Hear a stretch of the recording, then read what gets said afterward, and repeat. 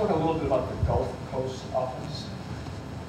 Yeah, I think we'll see kind of what that materializes into. They ran the quarterback a lot. Yeah, in that they offense. were 5th nationally in rushing last year, but their leading rusher was their quarterback, Quentin Flowers, who is still at South Florida, and they're ranked right now in the all the preseason polls. So, like we've talked about, I just don't see Justin doing that.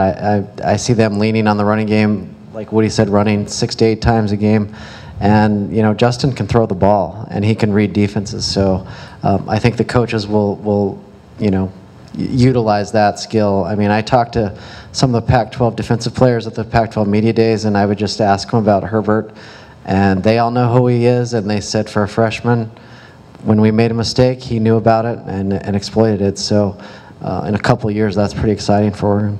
It's interesting to see how South Florida's offense changed when they went to that Gulf Coast offense, because I think they'd been more of a pro-style offense, and they went 4-8 in Willie's second year, and then they fired their coordinators and they changed the offense.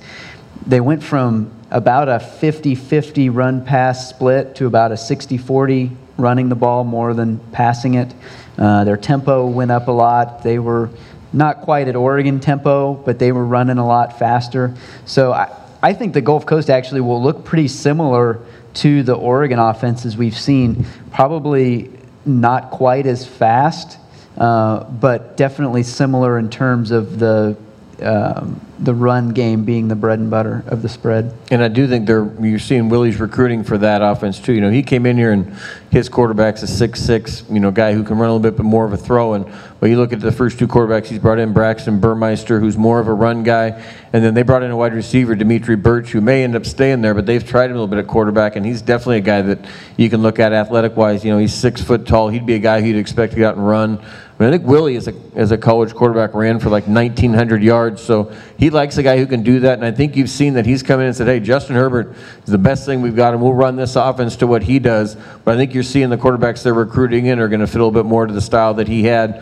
where you can, a guy who can run it 15 to 18 times a game, but also bring in, you know, they've got 2 or only 1 in this class and none, I think, in the current class coming in. I think you're going to see them try to build some depth in there so that you feel more comfortable running the guy than you can right now. It's good to be flexible and versatile like Ken. I mean, Willie changing his offense saved his job at South Florida.